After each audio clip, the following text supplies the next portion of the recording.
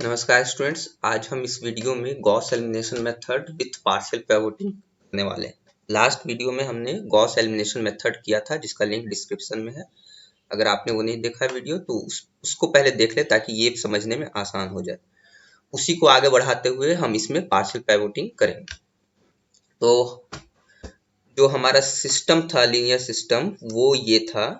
इसी को हमने सॉल्व किया था लास्ट वीडियो में भी। इस बार भी हम इसी को सॉल्व करेंगे, बट यहाँ पर क्या था, ये जो कोफिशिएंट मैट्रिक्स है ये डायगोनली डोमिनेट है, इसलिए यहाँ पर पार्शियल पिवोटिंग का जरूरत नहीं पड़ा था। तो अब हम क्या करेंगे कि इसके इक्वेशंस के पोजीशन को तो हम चेंज कर ही सकते हैं, उससे सॉल्यूशन पर कोई फर्क नहीं पड़ेगा। और उस पोजीशन को चेंज करने के कारण हमारा कोएफिशिएंट मैट्रिक्स जो है चेंज हो जाएगा। सिमिलरली वेक्टर बी के पोजीशंस पर भी उसी के रिस्पेक्ट में चेंजेस आ जाएगा। हम यही किए हैं, यहाँ पर हम रोज को जस्ट इंटरचेंज कर दिए हैं, ताकि अब जो मेरा ऑगमेंटेड मैट्रिक्स है, यहाँ पर ये कोड पिछले वाला ही है, तो सबसे पहले इसको सप्रेस कर देते हैं सेमीकोलन से। और अब CLC हम ऑगमेंटेड मैट्रिक्स को देखते हैं। तो अब जो हमारा रोज जो है वो इंटरचेंज हो गया है जस्ट।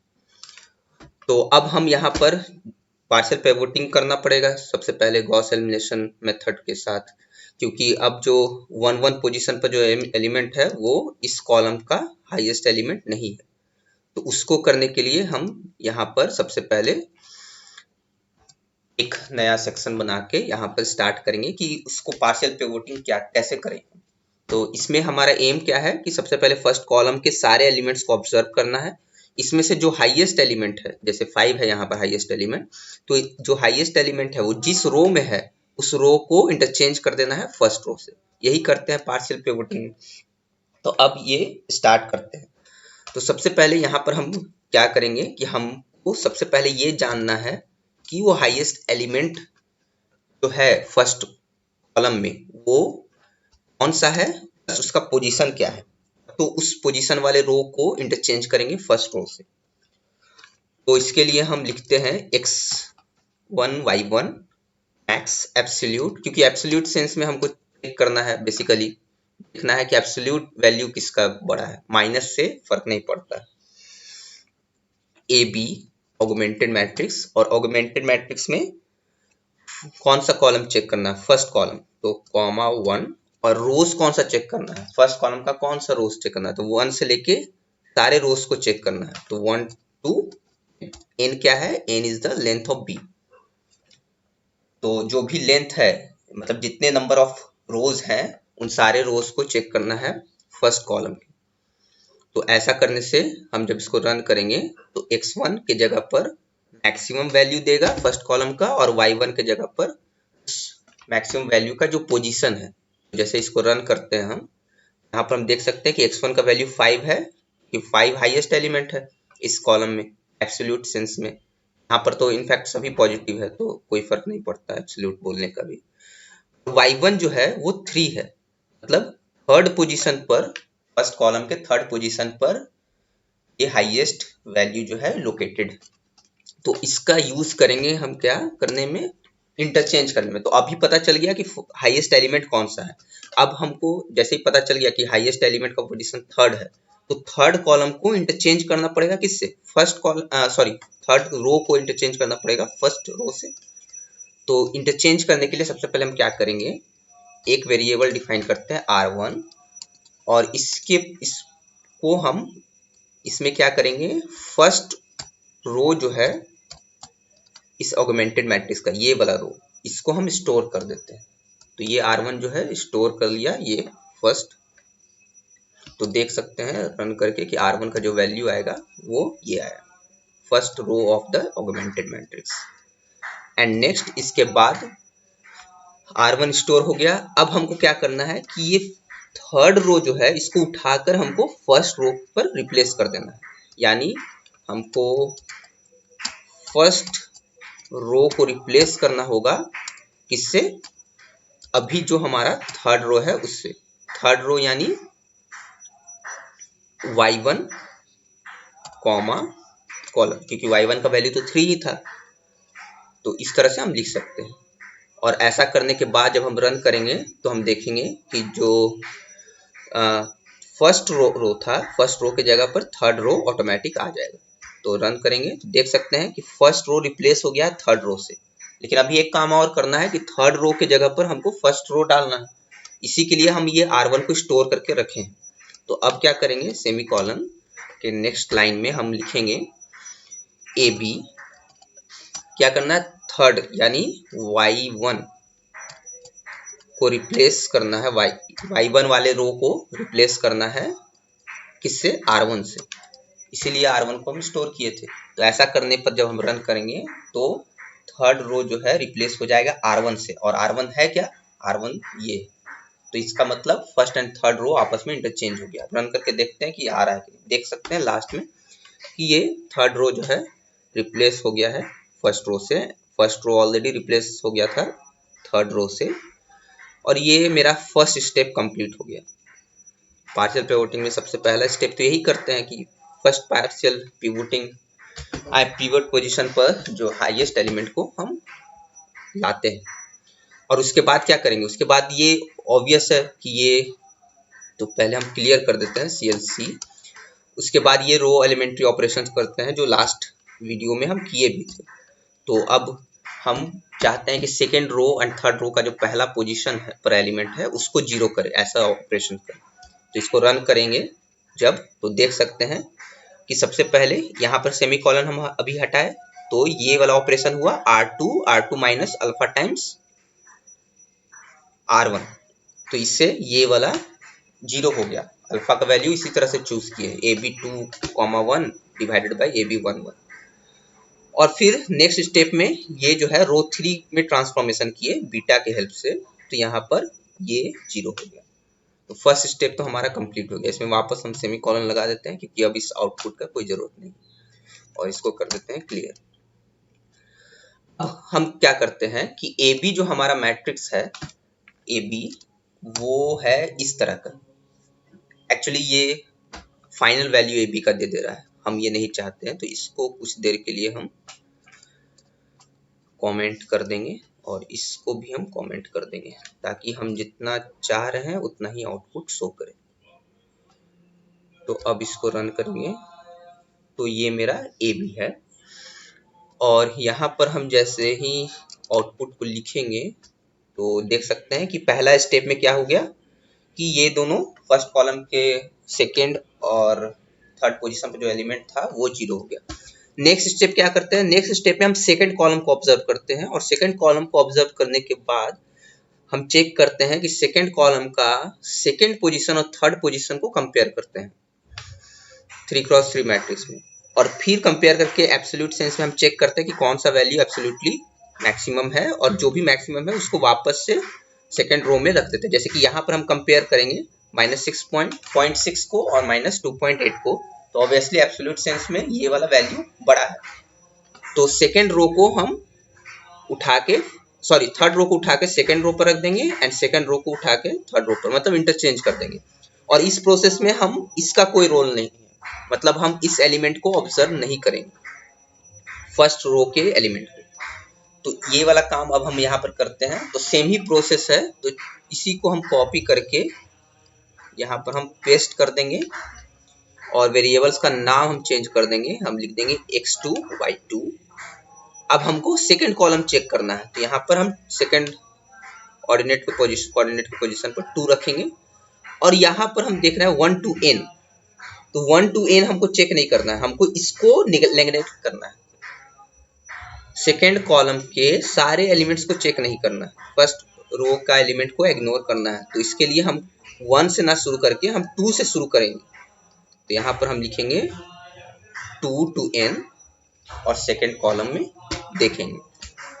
इसके बाद इतना करने के बाद हम क्या पता चल जाएगा हमको कि सेकेंड कॉलम में कौन सा हाईएस्ट एलिमेंट है, इसको छोड़कर जो एलिमेंट्स है उसमें से कौन सा एलिमेंट हाईएस्ट है और उसका पोजीशन क्या है ये पता चल जाएगा। देन R2 हम लिखेंगे।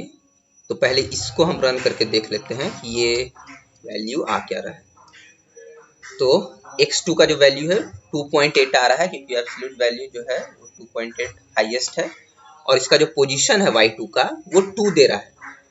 2 इसलिए दे रहा है क्योंकि हम शुरू ही सेकेंड रो से कर रहे हैं, तो सेकेंड रो से जब शुरू करेंगे तो इसका पोजीशन कौन सा है, सेकेंड पोजीशन है इसके हिसाब से। लेकिन ऑगमेंटेड मैट्रिक्स के हिसाब से इसका पोजीशन, इस एलिमेंट का पोजीशन कितना है, 3 है, यानी y2 + 1 है। ठीक है, तो अब हम R2 को स्टोर करेंगे सेकेंड रो से, सेकेंड रो जो है उसको R2 से स्टोर कर लिए और यहाँ पर हम सेमीकोलन दे देते हैं। तो R2 सेव हो गया। अब हम क्या करेंगे कि ये वाला जो है ये रो, ये मेरा अब R2 है। अब हम सेकेंड रो को रिप्लेस कर देंगे कौन से रो से, वो रो से जिसमें कि हाईएस्ट एलिमेंट है। तो कौन से रो में हाईएस्ट एलिमेंट है, थर्ड ऑगमेंटेड मैट्रिक्स के थर्ड रो में, यानी y2 + 1 में। तो y2 लिखेंगे एंड +1 कर देंगे। और अब y2 + 1 यानी थर्ड, सॉरी 1, y2 + 1 यानी थर्ड रो में हम कौन सा वैल्यू को वापस से पुट करेंगे, इस रो को R2 को, इसीलिए स्टोर किए थे। और इसको रन करके देखते हैं। तो बेसिकली हम बस इस दोनों को इंटरचेंज करना चाहते हैं। तो ये इंटरचेंज हुआ है कि नहीं हुआ है ये देख लेते हैं। तो देख सकते हैं कि इंटरचेंज हो गया है, दोनों रो, सेकंड रो थर्ड रो आपस में इंटरचेंज हो गया है, और यही हमें करना था। चलिए, ये तो हो गया सेकंड पाइवोटिंग का काम। अब हम ये वाला रो ऑपरेशंस को अनकमेंट कर देते हैं ताकि गामा का वैल्यू हम कैलकुलेट करें और रो 3 में हम ऑपरेशंस कर सके, एलिमेंट्री ऑपरेशंस। तो R3 = क्या है, R3 minus gamma times R2। और ये करेंगे तो हमारा एम क्या है कि इस पोजीशन पर जो एलिमेंट है इसको 0 करना, ताकि अपर ट्रायंगुलर अल्टीमेटली हम करना चाहते हैं इसको। तो यहाँ पर देख सकते हैं कि ये 0 हो गया पिछले वाले ही कोड से। बस हम यहाँ पर पाइवोटिंग वाला काम कर रहे हैं, बाकी सब एज इट इज। और जैसे ही ये हो गया तो ये जो मैट्रिक्स है ए ब्लॉक जो है, फर्स्ट ब्लॉक जो है ए मैट्रिक्स, कोफिशिएंट मैट्रिक्स, वो अपर ट्रायंगुलर में कन्वर्ट हो चुका है। तो अब पिछले बार की जगह जैसे ही हम इसको बैक सब्स्टिट्यूशन को अनकमेंट कर देंगे और फिर चेक करेंगे कि हमारा वैल्यू जो है वो सही आ रहा है या नहीं आ रहा है, पिछले बार जो वैल्यूज आया था उसके बराबर आ रहा है कि नहीं। तो अब बस बैक सब्स्टिट्यूशन करना है, तो रन कर देंगे इसको और देख सकते हैं कि वैल्यू जो है x का वो बिल्कुल वही आ रहा है जो पिछले बार हमारे कोड में आया था। और इनफैक्ट यहाँ भी सॉल्व किया हुआ है तो इस वैल्यूज के ही बराबर आ रहा है, सारा वैल्यू जो है इस वैल्यू के बराबर आ रहा है, x का वैल्यू, y का वैल्यू एंड z का वैल्यू, कोई चेंजेस नहीं है। ठीक है, तो ये मेरा कोड कंप्लीट हो गया पार्शियल पाइवोटिंग की हेल्प से। लेकिन इस कोड में एक ड्रॉबैक ये है कि हमेशा हमको ये वाला चीज जो है लिखना पड़ रहा है, पाइवोटिंग हमेशा करना पड़ रहा है। जैसे कि अगर मान लेते हैं हम साइज को चेंज कर देते हैं मैट्रिक्स के, 4x4 ले लेते हैं, तो फिर से हमें ये वाला इस पूरे प्रोसेस को रिपीट करना पड़ेगा ताकि थर्ड पाइवोटिंग के लिए 3,3 को एज पाइवोट एलिमेंट यूज करने के लिए। तो हम नहीं चाहते हैं कि हर साइज मैट्रिक्स के हर साइज डिफरेंट साइज के लिए हम ये कोड को रिपीट करते रहे हमेशा। तो अब हम क्या करेंगे कि इसको सबसे पहले हम कमेंट कर देंगे इस पूरे कोड को, और हम एक जनरल कोड लिखना चाहते हैं, मतलब ऐसा कोड जो किसी भी मैट्रिक्स के लिए वर्क करे, किसी भी मैट्रिक्स साइज के लिए वर्क करे। तो इसके लिए हम यहाँ तक तो बिल्कुल सही था। इसके बाद हम यहाँ पर एक सेक्शन बनाएंगे और ऑगमेंटेड मैट्रिक्स के नीचे यहाँ पर हम एक लूप के हेल्प से बेसिकली हम पार्शियल पाइवोटिंग करेंगे।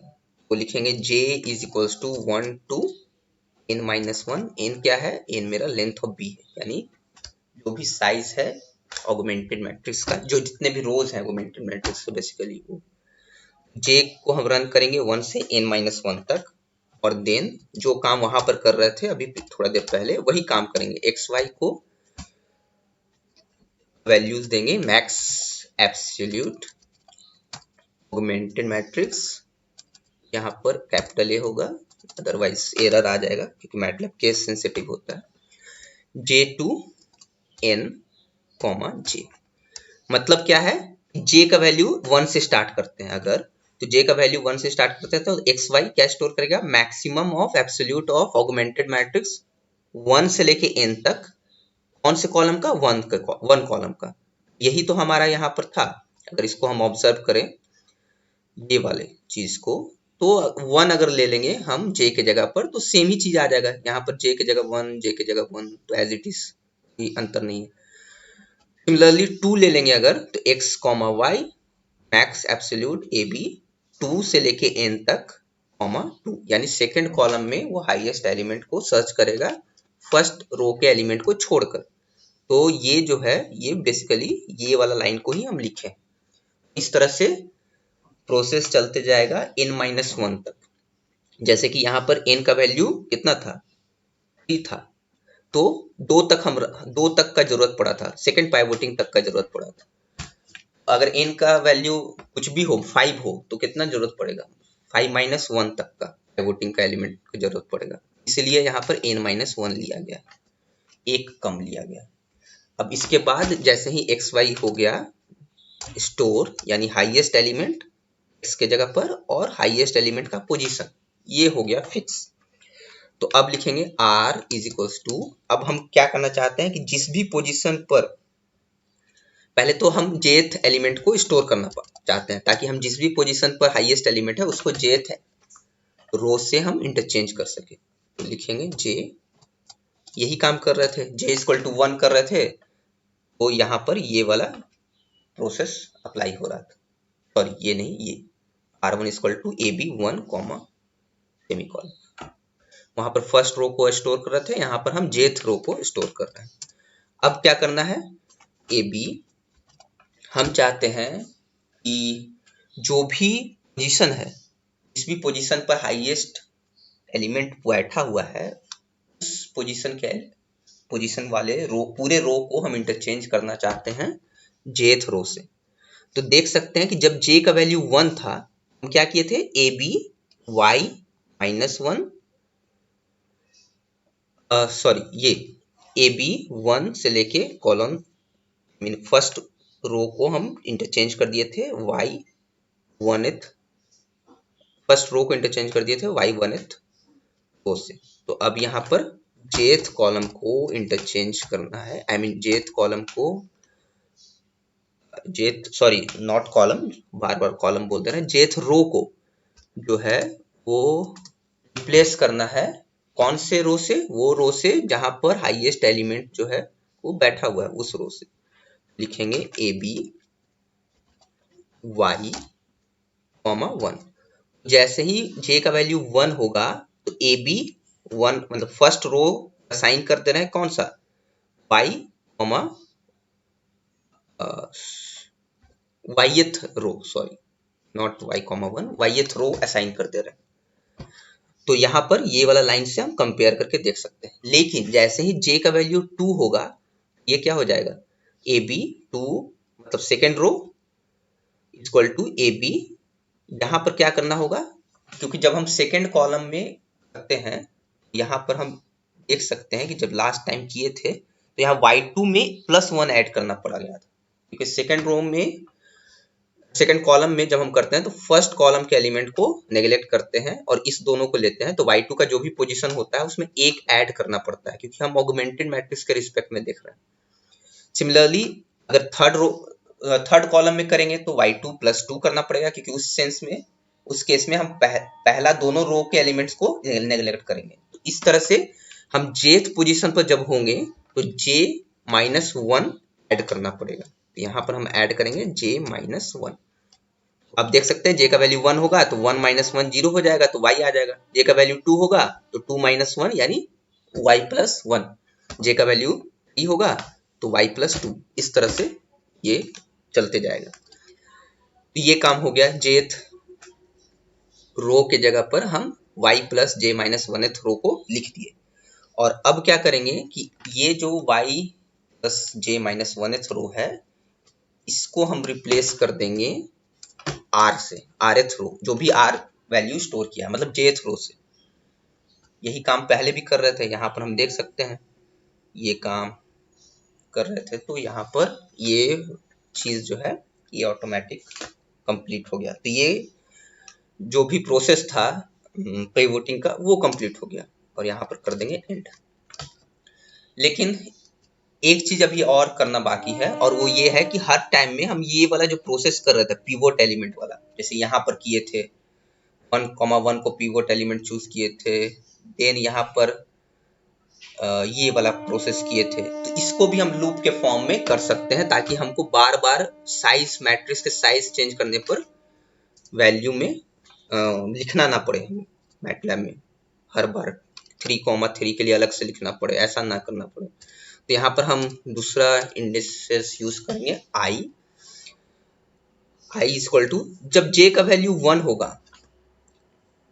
तो हम उस केस में क्या करते हैं, जब ऑगमेंटेड मैट्रिक्स हमारा होता है, ये रहा ऑगमेंटेड मैट्रिक्स हमारा, ये ऑगमेंटेड मैट्रिक्स, तो सबसे पहला स्टेप हम करते हैं जो ट्रांसफॉर्मेशन करते हैं वो सेकेंड रो से स्टार्ट करते हैं, सेकेंड रो में करते हैं, थर्ड रो में करते हैं, फोर्थ रो में करते हैं, इस तरह से फर्स्ट में नहीं करते। यानी जब जेथ पोजीशन पर हम होंगे यहाँ पर हम j प्लस 1th रो को हम बेसिकली डील कर रहे होंगे, j प्लस 1th रो को ट्रांसफॉर्मेशन लगा रहे होंगे। ऐसा करते करते कहाँ तक जाना है, इन तक जाना है, मतलब लास्ट रो तक जाना है। तो यहीं पर तो 0 चाहते हैं ना, और यहाँ से करते करते कहाँ तक चाहते हैं, जब तक कि लास्ट रो तक पहला पोजीशन पर 0 ना आ जाए। तो इसलिए हम i को j+1 से n तक वेरी करा रहे हैं। और अल्फा चूज करना पड़ेगा, मतलब वेरिएबल जिसके हेल्प से, इसी अल्फा के हेल्प से तो हम रो ट्रांसफॉर्मेशन करते हैं, like r2 minus alpha times r1, इस तरह से करते हैं।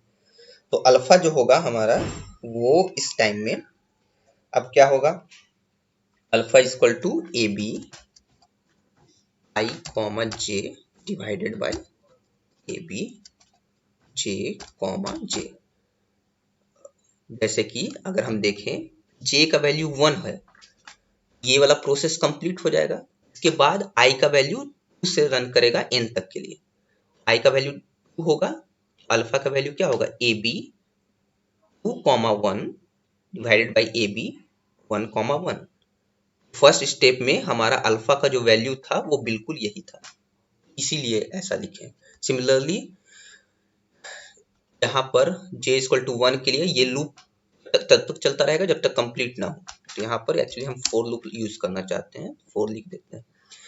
और यहाँ पर j+1 के लिए हो गया, यानी सेकेंड रो के लिए हो गया। थर्ड रो के लिए लास्ट रो तक करेगा ना, तो थर्ड रो के लिए फिर करेगा, तो थर्ड रो के लिए अल्फा का वैल्यू क्या होगा, A B 3,1 divided by A B 1,1। देख सकते हैं कि यहाँ पर जो बीटा का वैल्यू था हमारा वो बिल्कुल ही था, कहाँ गया, ये 3,1 डिवाइडेड बाई 1,1। इसलिए हम इस तरह से i comma J divided by A B J comma J लिख रहे हैं। यहाँ पर हम सेमीकोलन पुट कर देते हैं। और अब क्या करना है, बेसिकली हमको रो ट्रांसफॉर्मेशन करना है, सॉरी ए बी। तो रो ट्रांसफॉर्मेशन किसका करना है, ith रो का। ith रो को रिप्लेस करेंगे किससे, पहले तो ith rho minus alpha times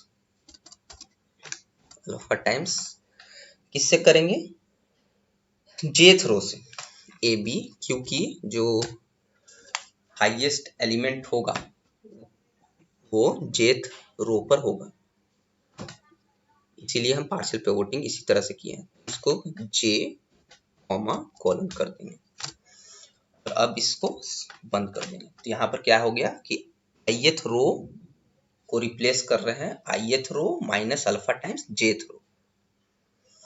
तो जैसे कि हम j का वैल्यू 1 रखेंगे अगर, तो ये वाला पिवोटिंग वाला काम होगा। तो ये सबसे पहले xy देगा, एब्सोल्यूट चेक करेगा कि किस रो में एब्सोल्यूट वैल्यू है, r को स्टोर करेगा एंड देन उस इंटरचेंज कर देगा उस रो को पहले वाले रो से j का वैल्यू 1 के लिए। और फिर ये कंप्लीटली रन करता रहेगा j+1 से लेके n तक। तो j+1 यानी j का वैल्यू 1 है, ये 2 से लेके n तक रन करते रहेगा। तो पहले 2 वैल्यू लेगा i का, तो i का वैल्यू 2 के लिए अल्फा आएगा A B 2,1 divided by A B 1,1। और फिर नेक्स्ट लाइन में ए बी 1th रो को रिप्लेस कर देगा, ए बी 1th रो मतलब r1 minus alpha times A B 1 comma colon, यानी फर्स्ट रो से, क्योंकि j का वैल्यू तो 1 है। सिमिलरली यहाँ पर ये वाला तब तक रन करता रहेगा जब तक कि n कंप्लीट ना हो जाए। तो सिमिलरली j+1 के लिए हो गया तो j+2 के लिए फिर रन करेगा, फिर j+3 के लिए रन करेगा, और ये करते रहेगा जब तक कि n के लिए ना हो जाए। जैसे ही n के लिए हो जाएगा तो ये वाला लूप जो है वापस से यहाँ से j का वैल्यू 2 लेगा, और 2 के लिए फिर ये प्रोसेस फिर से करेगा। j का वैल्यू 2 होगा तो ये i का वैल्यू t से लेके n तक ये प्रोसेस करते रहेगा। तो ये फोर लूप को हम एंड कर देते हैं। ये प्रोसेस जो है ये पूरा कंप्लीट हो गया, और बेसिकली अब हम चेक करना चाहते हैं कि हमारा वैल्यू जो है, ये प्रोग्राम जो है सही लिखा गया है कि नहीं, और वैल्यू जो आउटपुट आ रहा है x का वो सही आ रहा है कि नहीं।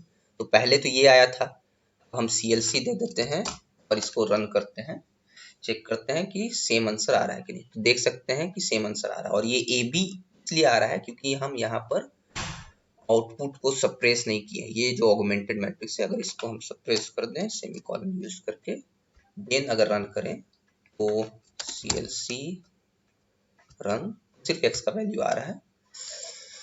यहाँ पर ये वाला टैग सब्स्टिट्यूशन,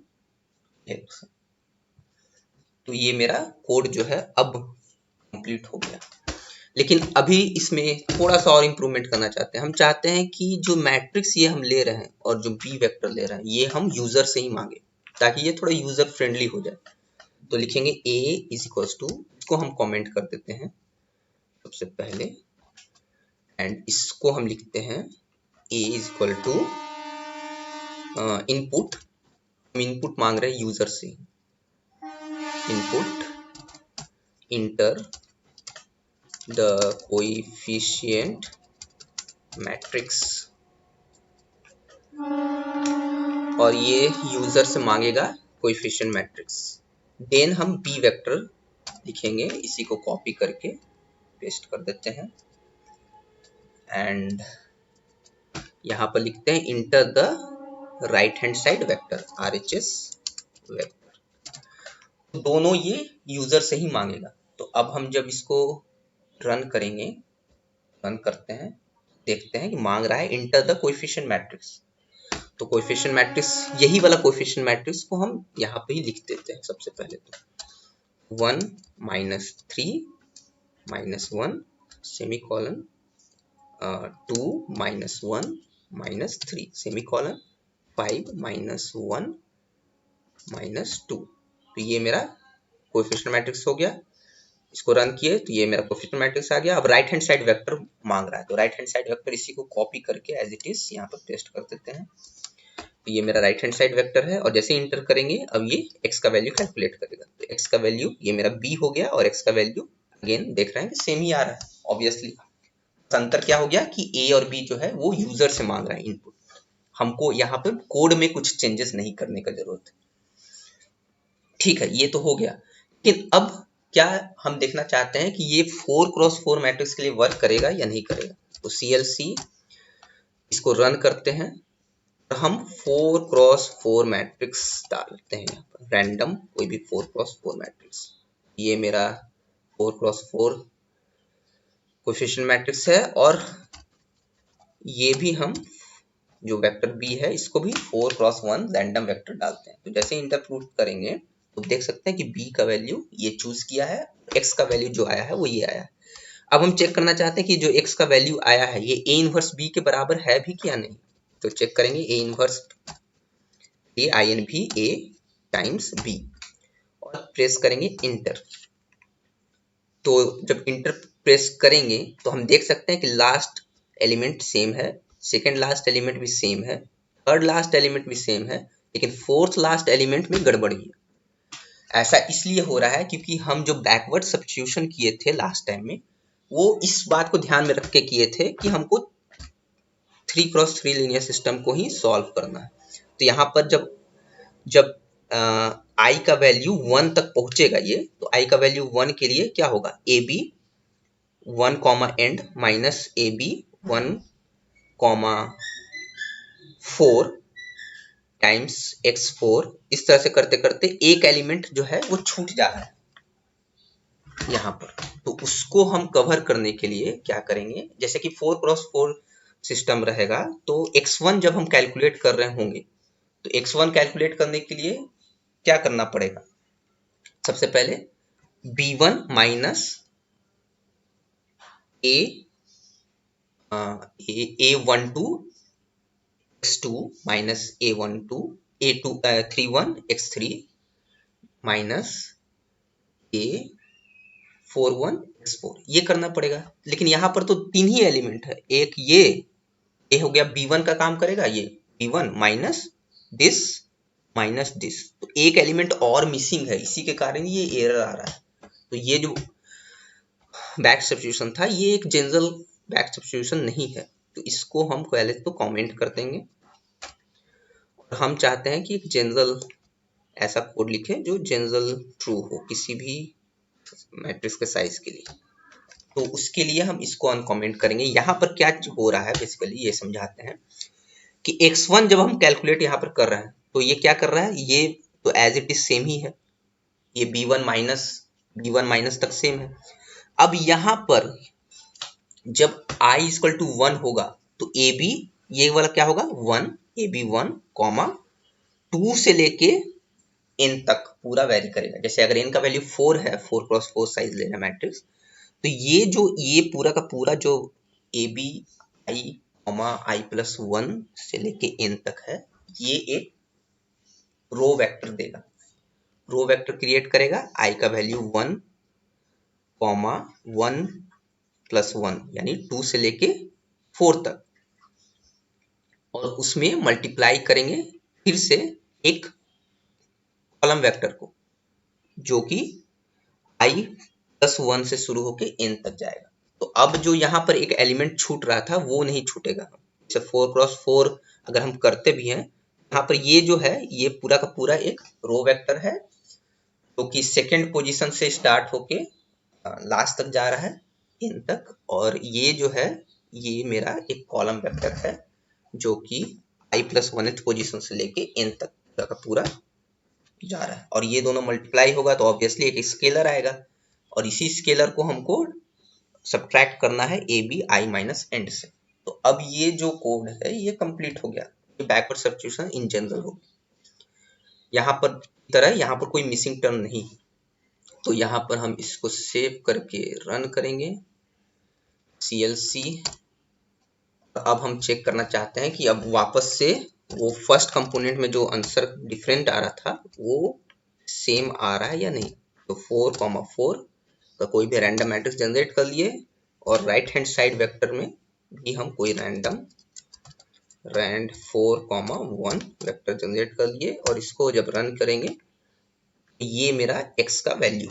अब हम चेक करना चाहते हैं कि ये जो x का वैल्यू है ये सही भी है या नहीं, तो लिखेंगे INV A times b, run करेंगे तो अब देख सकते हैं कि सारे कंपोनेंट्स जो है एज इट इज सेम है। फोर्थ कंपोनेंट में प्रॉब्लम हो रहा था पहले, लेकिन अब फोर्थ कंपोनेंट में भी आंसर जो है वो सेम आया, इस कोड को बैक सब्स्टिट्यूशन वाले कोड को चेंज करने के कारण। और अब हम कुछ बड़ा मैट्रिक्स का पार्शियल पाइवोटिंग की हेल्प से गॉस एलिमिनेशन मेथड के द्वारा सॉल्यूशन निकालना चाहते हैं। तो अब हम इसको रन करेंगे, इसको थोड़ा बड़ा कर देते हैं, रैंड 10,10 10x10 साइज के लीनियर सिस्टम को सॉल्व करना चाहते हैं। तो इसको जब रन करेंगे तो ये मेरा एक बड़ा सा 10x10 कोएफिशिएंट मैट्रिक्स जनरेट हो गया, और इसको भी हम रैंडमली चूज कर लेते हैं बी वेक्टर को 10,1, और इसको जब हम रन करेंगे तो ये मेरा बी वेक्टर है जो कि कंप्यूटर जो है मैटलैब रैंडमली चूज कर लिया है, ये मेरा एक्स है, और हम चेक करना चाहते हैं कि जो एक्स सॉल्यूशन आया है ये वाकई में सही सॉल्यूशन है या नहीं है। तो इसके लिए क्या करना पड़ेगा, INV A इंटू बी करना पड़ेगा, मतलब A इनवर्स बी करना पड़ेगा, फिर कंपेयर करना पड़ेगा। तो इसको कर देते हैं रन INV, ये मेरा आंसर है, और देख सकते हैं सारे कंपोनेंट्स जो हैं, last component, second last, third last, इस तरह से जाते जाते स्टार्टिंग वाले कंपोनेंट्स को देखते हैं कि वो सेम है कि नहीं। तो देख सकते हैं 1.3944 माइनस ये भी सेम है, सारा इनफैक्ट सेम। तो अब ये जो कोड है ये किसी भी साइज मैट्रिक्स साइज के लिए वर्क करेगा, और और यहाँ पर हमारा सारा आंसर भी सही हो रहा है। तो पहले जो है लास्ट टाइम हमने पार्शियल पाइवोटिंग के बिना हेल्प से किया था, और वो जो कोड था वो थोड़ा इन जनरल कोड नहीं था, तो इसको कंट्रोल सी करके हम इस वाले कोड में हम पेस्ट कर देते हैं, और इसमें जितने भी कमेंटेड चीज हैं इसको हम हटा देते हैं, क्योंकि ये जो कोड है ये पार्शियल पाइवोटिंग के हेल्प से बनाया गया है। तो ये कोड अब देख सकते हैं कि काफी छोटा और अच्छा दिख रहा है, और ये इन जनरल भी है, किसी भी साइज के लिए ट्रू है। और इसको भी हम हटा देते हैं, क्योंकि हमको जरूरी तो नहीं है कि इसी मैट्रिक्स को सॉल्व करेंगे, कोई भी मैट्रिक्स सॉल्व कर सकते हैं। ये हो गया। और अब हम क्या करेंगे कि इसके बाद यहाँ पर गॉस एलिमिनेशन में लास्ट टाइम जो किए थे तो हम इसको डिलीट कर देंगे,